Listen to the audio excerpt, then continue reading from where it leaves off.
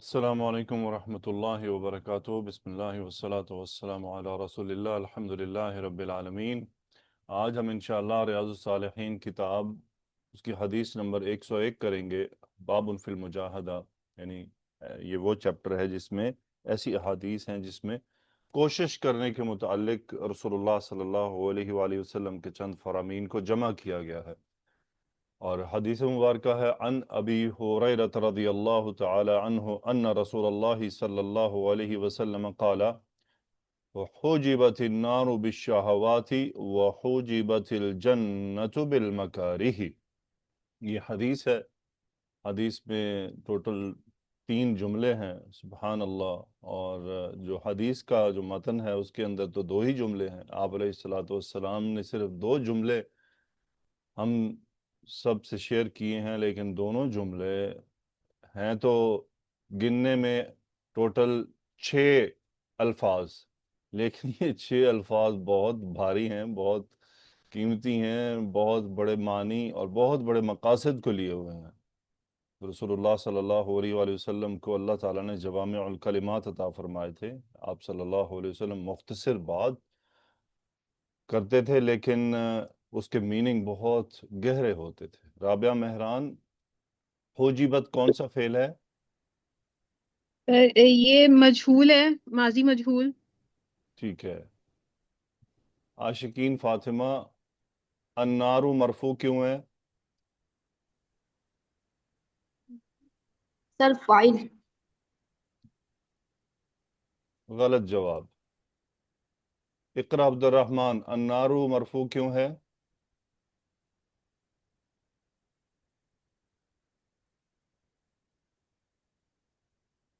इकरा Abdurrahman, अन्नारु मरफू क्यों है? Sir जी मैंने भी मकबूल ही बनाया था। इल्मा अंसारी, अन्नारु मरफू क्यों है? ये नाइबुल फाइल है। नाइबुल फ़ाइल है। जज़ाकिल्लाहु खैरन व बारकल्लाहु फ़ी इल्मिक व फ़तहल्लाहु अलैका इल्महु। आमीन। नाजिया खान, जी सर। होजीबत में रूट लेटर क्या क्या है? हा जीम बा। और ये ता क्या है आखिर में? ये ताऊ तानीस है। इस्म है या हर्फ है? ये हर्फ है। गुड। फरहत रहीम, जी सर जी। ता को कसरा क्यों मिला?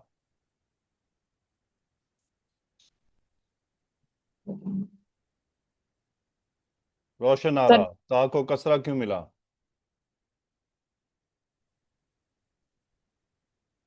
सर सर समीना जबी, ता को कसरा क्यों मिला? अस्सलाम वालेकुम। वो नार मिलाने के लिए क्या मिलाने के लिए?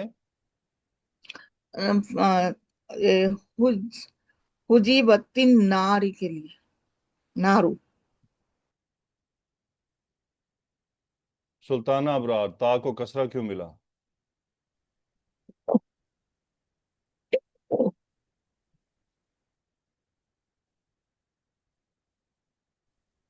जी सर, ये नासिब मिलाने के लिए है इस पे, क्योंकि यहाँ पे सुकून आ रहा है तो उसको आगे पढ़ने के लिए। इकरा अब्दुर्रहमान, मुझे दुरुस्त जवाब चाहिए ग्रामर के हिसाब से, आपके दिमागों के हिसाब से नहीं, कि ता को कसरा क्यों मिला।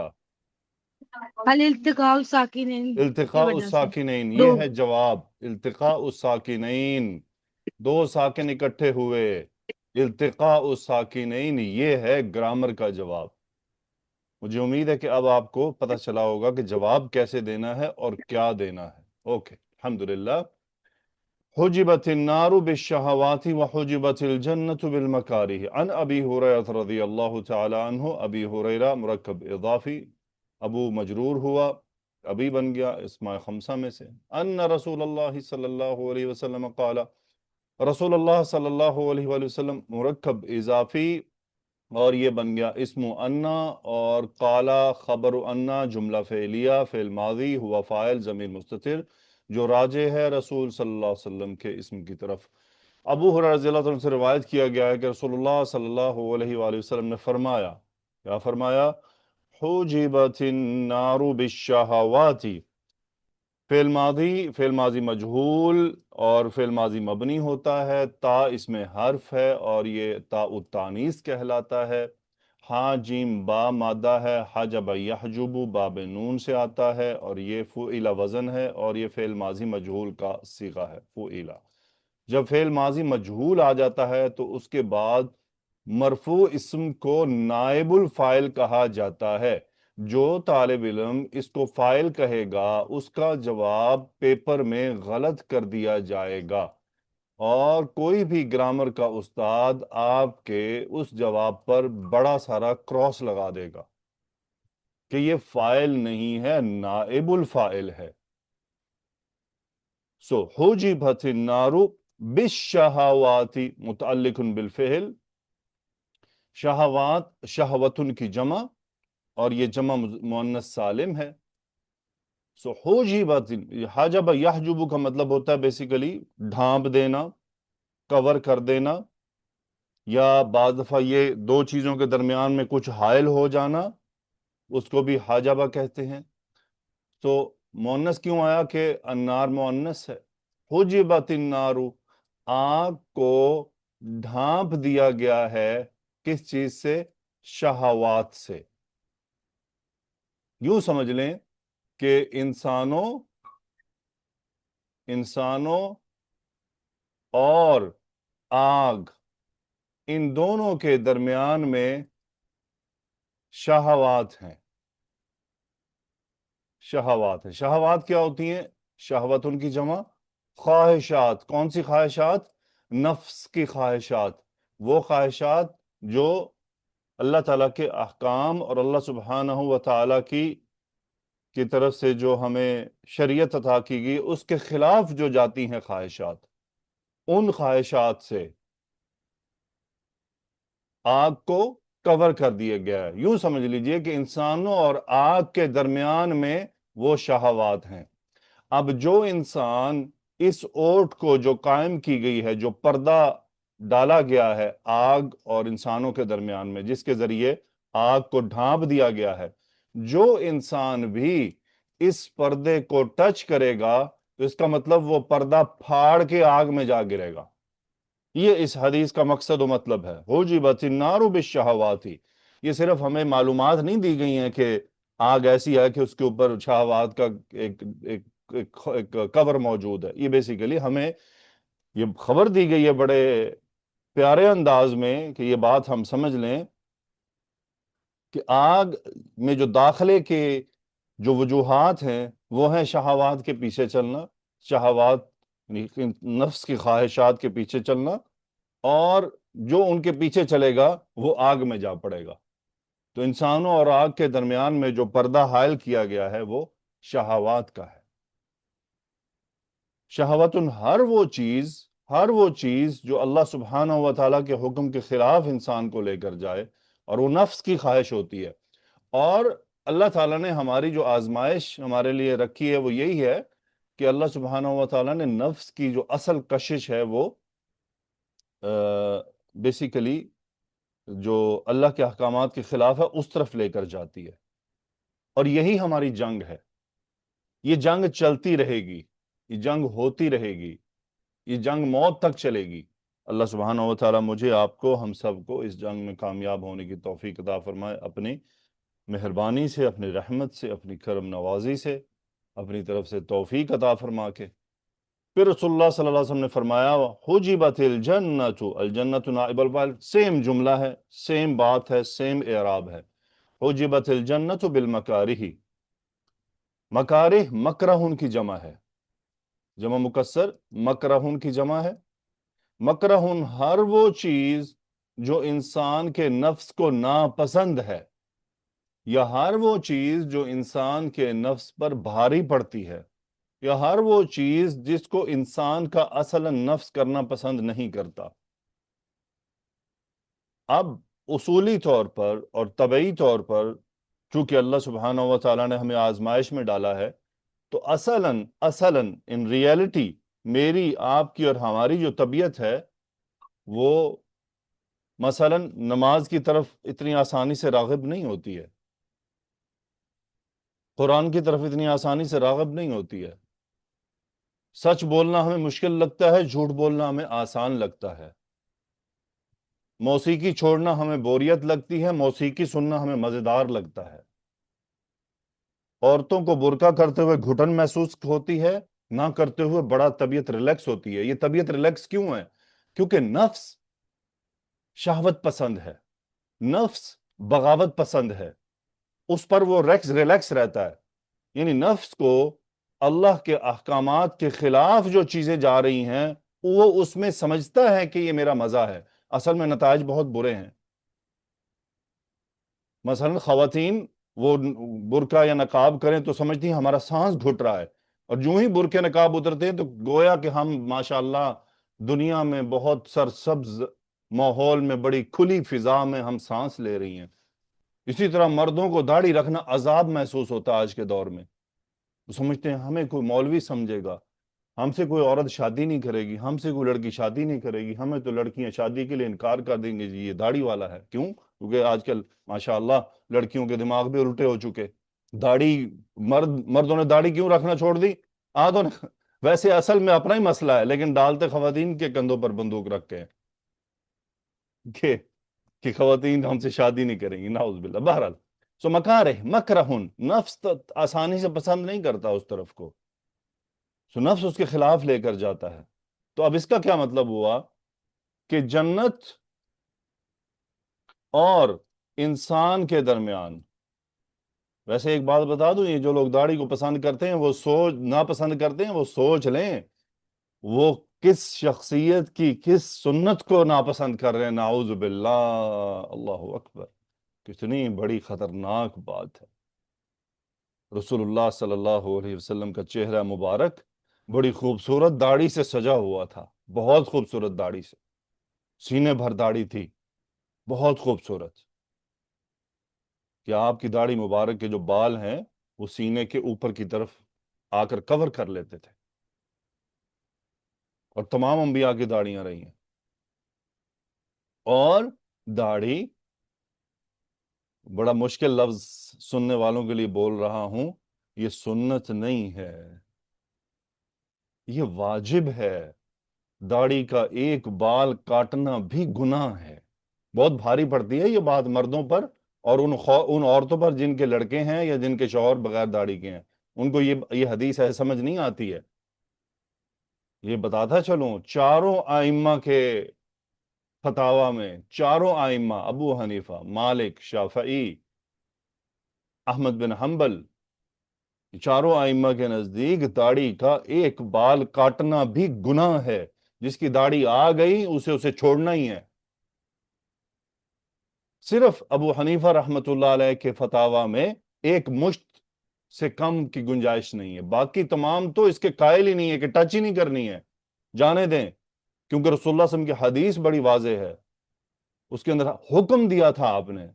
میں کبھی کبھی سوچتا تھا کہ آپ صلی اللہ علیہ وآلہ وسلم، دیکھیں اس دور میں جب صحابہ موجود تھے نا تو داڑھی کاٹنے کا رواج ہی نہیں تھا، یعنی اس دور میں تو داڑھی کاٹنے کا تو تصور ہی نہیں تھا کہ جو نوجوان ہے اس کی داڑھی آئی ہے تو پھر آئی ہی آئی ہے، پھر اس کے اندر گنجائش نہیں ہے کہ بھئی کوئی کاٹے، وہ سوچتے بھی نہیں تھے کہ داڑھی بھی کاٹی جاتی۔ کیوں؟ کیونکہ وہ مرد کی شان سمجھتے تھے اس کو، وہ سمجھتے کہ مرد کی جیسے عورت کی ریالٹی ہے کہ اس کے بال ہونے چاہیے، بال کٹے نہ ہوں، اس کے کوئی بال کٹے کوئی عورت ہوتی ہے؟ یعنی اللہ تعالیٰ نے دونوں اجناس، دونوں جنسوں کو کچھ نہ کچھ ایسی چیزیں دی ہیں جو ان کی نفس کے ساتھ جڑی ہیں، جو ان کی اصل نفس کو، یعنی جو اصل ان کی جو جنس ہے اس کو ریپریزنٹ کرتی ہیں، ان کے اپنے اندر بھی ان کی فیلنگ ہوتی ہے کہ مثلا کوئی عورت بال اپنے کاٹ لے، چھوٹے چھوٹے مردوں جیسے کر لے، تو اسے خود بھی محسوس ہوتا ہے میں مردوں جیسی لگ رہی ہوں، مجھے برا لگ رہا ہے۔ یہ آج کہیں کسی خاتون کو، ماشاءاللہ خاتون ہو یعنی اس کی طبیعت بھی خاتونوں والی ہو، اسے کہیں ذرا بال کاٹ کے دکھائے مردوں جیسے کرے، اس کی جان بن جائے گی، کیونکہ اس کو پتہ ہے کہ میری یہ پہچان ہے۔ تو مردوں کی پہچان داڑھی چھوڑنا تھی، تو میں کبھی سوچتا تھا کہ رسول اللہ صلی اللہ علیہ وسلم نے یہ سارے صحابہ سامنے جن کو یہ حدیث سنائی تھی وہ تو سب داڑھیوں والے تھے، تو پھر یہ حکم کن کے لیے تھا؟ سبحان اللہ.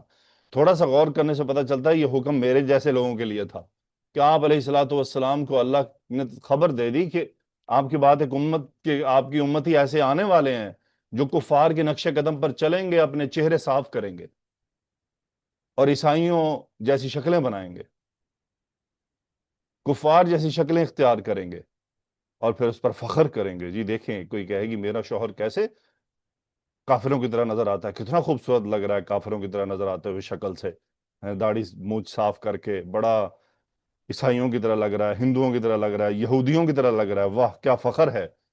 اور اگر کسی کو یہ فخر نہیں ہے کہ میرا شوہر رسول اللہ صلی اللہ علیہ وآلہ وسلم کے چہرہ مبارک کی طرح لگ رہا ہے، میرا بیٹا رسول اللہ صلی اللہ علیہ وآلہ وسلم کے چہرہ مبارک کی طرح چہرہ رکھتا ہے، یہ فخر نہیں ہے، یہ خوبصورتی نظر نہیں آتی. خوبصورتی یہ ہے جی میرے شوہر یا میرے بیٹے کی جو شکل ہے وہ کفار سے ملتی جلتی ہے. یہ فخر کی بات ہو گئی آج اس امت. پھر یہ امت کہتی ہے ہماری تباہی ہو رہی ہے، ہم ذلیل و خوار ہو رہے ہیں، ہم رسوا ہو رہے ہیں، ہمارا تو پڑخچے اڑا کر رکھ دیے کافروں نے. ہمارے پڑخچے کافروں نے ہمارے اپنے اعمال کی وجہ سے اڑائے ہیں. بیسیکلی اللہ نے ہمیں ذلیل کیا ہے کیونکہ ہم نے پیارے رسول اللہ صلی اللہ علیہ وسلم کے طریقے کو چھوڑ دیا. نہ صرف چھوڑا بلکہ اصلاً ہم نے رسول اللہ صلی اللہ علیہ وسلم کے پیارے طریقوں سے بیسیکلی ناپسندیدگی کا اظہار کیا ہے عملی طور پر، کیونکہ اگر ہم قولی طور پر کریں گے تو اسلام سے خارج ہو جائیں گے. عملی طور پر کیا اور جان بوجھ کر کیا ہے، ضد کر کے کیا ہے. تو پھر کیسی عزت تب ملے گی جب ہم رسول اللہ صلی اللہ علیہ وسلم کے طریقے پر چلیں گے. اور وہ طریقہ کون سا ہے؟ ہر طرح کا. یہ تو میں نے ایک ایگزامپل دی ہے آپ کو، اس کو اب آپ ہر چیز پر اپلائی کر لیں. بعض لوگ سمجھتے ہیں میں نے اسی پر فوکس کیا ہے، یہ ایک مثال کے طور پر پیش کیا ہے. اس کو آپ فوکس کر لیں، ہر چیز پر کر لیں. کہ سامنے کھانا آتا ہے وہ چمچ کانٹے اٹھا لیتے ہیں. رسول اللہ صلی اللہ علیہ وسلم نے فرمایا تھا کہ بایاں ہاتھ استعمال نہیں کرنا. کفار نے ہم سے دونوں ہاتھ استعمال کروا لیے اور پھر دلائل بھی دیتے ہیں اس کام کے کرنے کے. سبحان اللہ کی امت ہے. پھر یہی لوگ بیٹھے جناب 4 بندوں کے ساتھ ڈسکس کر رہے تھے، یار مسلمانوں کے بہت حالات برے ہیں. کبھی ٹیبل پہ بیٹھا سوچتے تم نے کھانے کھاتے ہوئے سوچا کہ ہمارے حالات برے کیوں ہیں؟ کبھی ہم نے اپنے ذاتی اعمال کی طرف توجہ دی کہ ہم نے رسول اللہ صلی اللہ علیہ وسلم کے طریقے کے ساتھ کیا ہے؟ تو پھر کون سی عزت، کون سی ترقی، کون سی سطوت؟ کچھ بھی نہیں.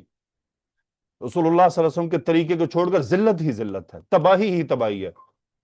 عزت ٹیکنالوجی سے، عزت پیسے سے کبھی حاصل نہیں ہوتی. اللہ کے نزدیک محبوب وہ ہے، پسندیدہ وہ ہے جو رسول اللہ صلی اللہ علیہ وسلم کے 100% طریقوں پر چلنے والا ہے. وہ اللہ کو پسند ہے، وہ اللہ کو محبوب ہے، اور وہ گناہگار بھی اللہ کو محبوب ہے. یعنی سبحان اللہ، جو بندہ رسول اللہ صلی اللہ علیہ وسلم کے طریقے پر چلے گا وہ گناہوں کے باوجود بھی اللہ کو پسند ہے. کیونکہ وہ نقل کس کی کر رہا ہے؟ ہاں اگر نیت اچھی ہے، نقل کس کی کر رہا ہے؟ رسول اللہ صلی اللہ علیہ وآلہ وسلم کی، اللہ تعالیٰ کے محبوب کی، ان کی نقل کر رہا ہے تو اللہ کو پسند آئے گا. نقل تو کر رہا ہے نا، کوشش تو کر رہا ہے. بہرحال حجبت الجنت بالمکارہ، جنت اور انسان کے درمیان میں جو اوٹ قائم کی گئی ہے وہ ایسی چیزوں سے کی گئی ہے جو انسان کی نفس کو اصلاً ناپسند ہے. انسان کا نفس اس کو اپنے اوپر بھاری محسوس کرتا ہے. مثلاً 30 دن کے روزے سال میں انسان پہ بڑے بھاری ہیں، اللہ اللہ جان نکل جاتی. 5 نمازیں مسجد میں حاضری، یہ تو بہت ہی مشکل کام ہو گیا. سردی میں وضو، تباہی ہو گئی، کون ٹھنڈے پانی سے وضو کرے گا؟ گرمی میں وضو، گرم پانی سے جان نکلتی ہے، کوئی اور طریقہ نہیں نکل سکتا. حج، اتنے پیسے خرچ کریں جان پر بن جاتی ہے. زکوٰۃ نکالیں، اچھا میرے مال میں کمی ہو جائے گی. فیل کر رہے ہیں کیسا مشکل ہے کام؟ اصلاً انسان کے نفس اس کے خلاف چلتا ہے. اصلاً یہ جو ہم نمازیں پڑھتے ہیں نا، یہ بڑی کوئی ہنسی خوشی نہیں پڑھ رہے ہوتے ہیں. یہ ہم اللہ کا تعالیٰ کا جو ہم پہ جو فرض ہم پہ نافذ کیا گیا ہے، لیکن اللہ کو یہ بھی پسند ہے، اس کے اوپر اجر ہے. یعنی ہماری طبیعت مائل نہیں ہو رہی مسجد جانے کو، آپ کی طبیعت مائل نہیں ہے نقاب برقع کرنے کو، آپ کی طبیعت مائل نہیں ہے داڑھی رکھنے کو، لیکن آپ کر رہے ہیں چونکہ اسلام کا معاملہ ہے. آج لوگ اپنے یہ مرد شلواروں کی جو ٹخنے ہیں یہاں سے کپڑے اٹھانے کو تیار نہیں ہیں، کفار کے کہنے پر نکریں پہنے ہوئے ہیں بڑے فخر سے، کفار کے رستوں پر چلتے ہوئے شارٹس پہنے ہوئے ہیں، کفار کے نقش قدم پر چلتے ایسا لباس پہنا ہوا ہے جو جسم کے ہر حصے کے اوپر نشاندہی چھوڑتا ہے۔ لیکن پیارے رسول صلی اللہ علیہ وآلہ وسلم کا جو حکم تھا جس کے مطابق کہ ٹخنوں سے نیچے کپڑا نہیں اترنا چاہیے، ٹخنے ننگے ہونے چاہیے مردوں کے، وہ جان پر بن گئی۔ ادھر دلیلیں ڈھونڈ رہے ہوتے ہیں، نہیں جی فلاں نے یوں کہا تو فلاں نے ایسے کہا تو فلاں تو یوں کہتے ہیں، تو تکبر ہے یا نہیں ہے؟ نعوذ باللہ، رسول اللہ صلی اللہ علیہ وسلم کی ذات مبارک میں کیا تکبر تھا کہ آپ علیہ الصلوۃ والسلام ساری زندگی جو ہے اپنے ٹخنوں کیا آدھی پنڈلی تک کپڑا رکھتے تھے۔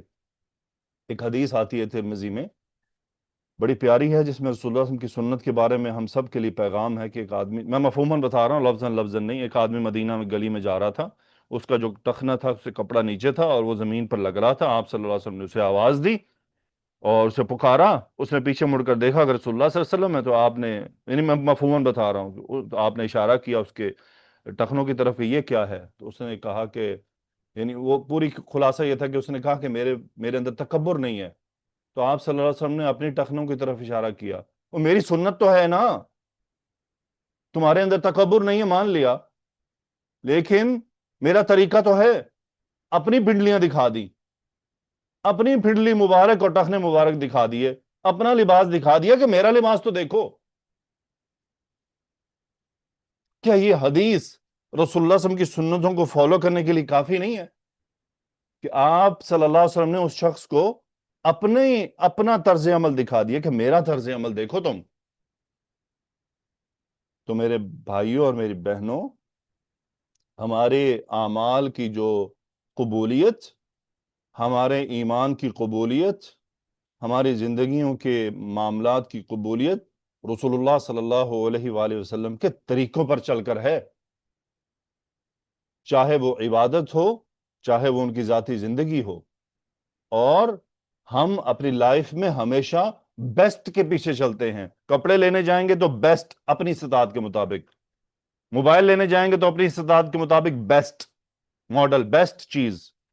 اسی طرح ہم زندگی میں کسی کو اپنا رول ماڈل بنائیں گے تو بیسٹ، ہمارا بیسٹ کیا ہوتا ہے دنیا میں کامیاب آدمی، نعوذ باللہ، ہمارا بیسٹ یہ ہے کہ جو دنیا میں سکسیسفل ہے وہ ہمارا رول ماڈل ہے۔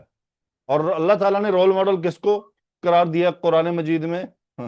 اسوۃ حسنہ کس کا ہے؟ رسول اللہ صلی اللہ علیہ وسلم کا۔ تو رسول اللہ صلی اللہ علیہ وسلم کو اللہ تعالیٰ نے ہمارا رول ماڈل قرار دیا ہے، چاہے وہ دنیا ہے یا آخرت ہے۔ بہرحال جو رسول اللہ صلی اللہ علیہ وسلم کو اپنا رول ماڈل بنائے گا، صرف زبانی طور پہ نہیں، زبانی طور پہ تو کسی سے بھی پوچھ لیں، یہ گانے گانوں والوں سے پوچھ لیں اسٹیج پہ آپ کا رول ماڈل کہیں گے کہ رسول اللہ صلی اللہ علیہ وسلم ہمارے رول ماڈل ہیں، اور کام کیا کر رہا ہے؟ کسی خاتون سے پوچھ لیں جو ایکٹریسز ہیں مسلمان، ان سے پوچھیں آپ کا رول ماڈل ہے، رول ماڈل میرے پیارے رسول اللہ صلی اللہ علیہ وسلم ہے، لیکن عملی زندگی ٹوٹل خلاف۔ ایسے رول ماڈل یہ ہوتا ہے، مطلب یہ ہے، یہ تو دھوکہ ہے، فراڈ ہے، خود کو بھی دے رہے ہیں دوسروں کو بھی دے رہے ہیں، لیکن اصل میں خود کو دے رہے ہیں، دوسروں کو کیا دینا ہے؟ اصل یہ دھوکہ خود کا ہے۔ زبانی کلامی کچھ نہیں ہے، یہاں پہ ثابت کرنا پڑے گا اللہ کے سامنے عمل سے، زبانی نعروں سے کچھ نہیں ہوتا۔ زبانی نعرہ تو کوئی کافر بھی لگا دے، وہ ایک ہے نا جس نے رسول اللہ صلی اللہ علیہ وسلم کے شان میں اشعار لکھے تھے، بظاہر تو اس کے لیے بھی ہندو ہے، کوئی رول ماڈل رسول اللہ صلی اللہ علیہ وسلم ہے، لیکن عمل تو نہیں کیا اس نے۔ تو یہ خالی زبانی کلامی معاملات نہیں بنتے ہیں، یہ تو اللہ تعالیٰ کو اعمال سے ثابت کرنا پڑتا ہے، کوشش ہے۔ اب کوئی کہے یہ تو نہیں، ہم بالکل تو 100% ویسے نہیں بن سکتے، کوشش تو ہے نا، اس راستے پر چلنے کی کوشش تو کر سکتے ہیں، تو اللہ کو وہ کوشش بھی قبول ہوگی۔ بہرحال حجبت النار بالشہوات وحجبت الجنت بالمکارہ، اب انسان جب ان مکارہ جو ناپسندیدہ چیزیں ہیں جب ان کو پر عمل کرے گا، جو ناپسندیدہ ہیں، اصلا نفس کو، اللہ کو نہیں، نفس کو، یہاں نفس کی بات ہو رہی ہے، انسان کی، اس کے نفس کو، تو کیا ہے کہ وہ اس پردے کو ٹچ کرے گا، جب اس پردے کو ٹچ کر کے پھاڑے گا تو وہ سیدھا جنت میں جا پڑے گا۔ تو یہ وہ چیزیں ہیں۔ اللہ سبحانہ و تعالیٰ مجھے، آپ کو، ہم سب کو شہوات کے پیچھے چلنے سے بچائے، آمین۔ اور اللہ سبحانہ و تعالیٰ ہمیں نیک اعمال کرنے کی توفیق عطا فرمائے جو ہمیں جنت میں جانے کے راستے بتاتی ہیں۔ اور اللہ سبحانہ و تعالیٰ سے ہم دعا کرتے ہیں کہ اللہ تعالیٰ ہمیں ان اعمال کی توفیق عطا فرما جو ہمیں اس کی رحمت کے حصول کا راستہ بتائیں، اور جو ہمیں جنت کے قریب کر دیں. اللہ تعالیٰ ہمیں ان اعمال سے بچائے جو اللہ تعالیٰ کی ناراضگی کا سبب بنے اور جہنم کی طرف لے جانے والے ہوں. اللہ تعالیٰ ہمیں ان اعمال سے دور رکھے. آمین. سبحانک اللہم بحمدک اشہد ان لا الہ الا انت استغفرک واتوب الیک. اللہم صلی وسلم علی نبینا محمد. آمین یا رب العالمین. السلام علیکم ورحمۃ اللہ وبرکاتہ.